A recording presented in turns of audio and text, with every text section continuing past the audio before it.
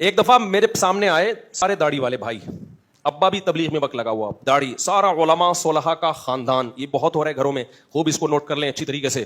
بیٹے نے کیا کیا, ابا کے کاروبار کو بہت آسمان کی بلندیوں تک پہنچا دیا. آپ کو پتا ہے جب سارے نالائق بھائی ہوتے ہیں شروع میں تو کچھ کرتے نہیں ہیں. ایک بیٹے نے بڑی محنت کی, اب جب گھروں میں دے دنادن نوٹ آنا شروع ہو گئے تو باقی بھائیوں کی بھی آنکھیں بولو کھل گئی. 15-20 سال کے بعد وہ بھی کاروبار میں, اب تک وہ کیا کھا رہے تھے, پیڑے. مسئلہ سن رکھا تھا ابا نے کہ باپ کے کاروبار کو اگر کوئی بیٹا ترقی دیتا ہے تو وہ بیٹا باپ کے کاروبار میں پارٹنر نہیں بن جاتا, اس کاروبار کا مالک کون رہتا ہے, باپ. بالکل اسی شرعی اصول کے تحت ساری آمدن ابا کے پاس آ رہی اور ساری گھروں میں مشترک خرچ ہو رہی.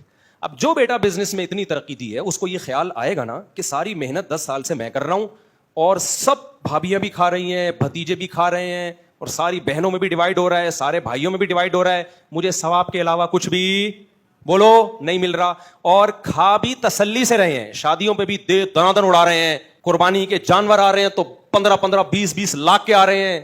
تو اس بیٹے کو خیال ہوگا کہ نہیں ہوگا کہ میرے خون پسینے کی کمائی ہے. اب کیا ہو رہا ہے, ابا کو جب یہ بات بتائی جائے کہ بھائی یہ سارا نچوڑا ہوا اس کو, تو اب دوسرے بھائیوں کو بیٹوں کو کنٹرول کرو نا, تو ابا فوراً کس چیز کا حوالہ دیتے ہیں, میں باپ ہوں, کیا تمہیں مجھ سے میرا احترام نہیں ہے. اب کچھ مذہبی اسکالرز کے پاس جب ان کا یہ کیس گیا ہے تو انہوں نے بیٹے کو ڈانٹا کہ تمہیں شرم نہیں آتی, باپ کا جھگڑا لے کر آئے ہو ہماری عدالت میں, باپ سے لڑ رہے ہو یار تم پیسوں کے, اور کس چیز پہ, نیچ چیز پہ, پیسوں پہ. چھوڑو یار, تمہیں تو چاہیے خود کما کے بھی کس کو دو, باپ کو دو. وہ بیچارہ اور ٹھٹھرتا جا رہا ہے. خوب سمجھ لو, شریعت میں پیسوں کے معاملات میں نہ باپ نہ ماں, پہلے معاملات کلیئر کرو, اس کے بعد باپ باپ ہے, ماں ماں ہے. میں نے ان سے کہا باپ سے اچھا سلوک کرو, پیسوں میں 2 اور 2 4 کی طرح پہلے کلیئر تو کرو, تمہارا کیا ہے, باپ کا کیا ہے, بیٹوں کا کیا ہے, پھر جو تمہارا ہو نا وہ سارا اٹھا کے باپ کو دے دو. پھر بولو ابا یہ سب کچھ آپ کا ہے, لیکن پتا تو چلے تمہارا ہے کیا, باپ کا ہے کیا, بھائی کا ہے کیا, ابھی تو پتہ ہی نہیں چل رہا. تمہیں تمہاری محنت پہ کیا مل رہا ہے, صرف ثواب ہی چاہیے تو بتا دو ابا صرف ثواب کے لیے کام کر رہا ہوں. اگر اتنا بڑا ظرف ہے تو سبحان اللہ. تم تو پیسوں کے لیے کام کر رہے ہو اور پیسے نہ ملیں تو اس سے آپس کا ریلیشن خراب ہوگا کہ نہیں ہوگا, بولتے کیوں نہیں ہو, خراب ہوگا بھائی ریلیشن.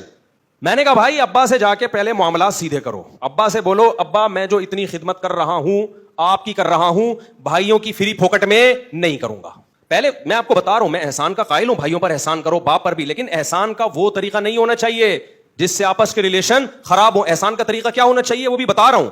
میں آپ کو باپ سے ورغلا نہیں رہا, نہ ماں سے نہ بھائیوں سے. طریقہ کیا ہونا چاہیے, طریقہ یہ معاملات کو پہلے صاف کرو کہ میں جو آپ کے ساتھ یہ بزنس کر رہا ہوں, میری محنت خرچ ہو رہی ہے, آپ میرے ابا ہیں, تو اگر صرف اپنی ذات کی حد تک آپ کھا رہے ہیں تو مجھے بڑی خوشی ہے.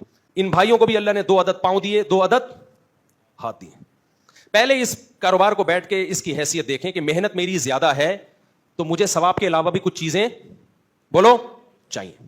تو میں نے ان سے کہا میرے بھائی پہلے آپ بولو ابا چونکہ میری محنت زیادہ ہے, یا تو میری الگ سے کوئی تنخواہ ہو یا کاروبار میں مجھے باقاعدہ پارٹنر بنایا جائے اور پرسنٹیج طے کی جائے میری. سمجھتے ہو؟ کہتے ہیں جب میں یہ بات کرتا ہوں ابا کو غصہ آتا ہے. میں نے کہا ابا کا غصہ آنا غلط,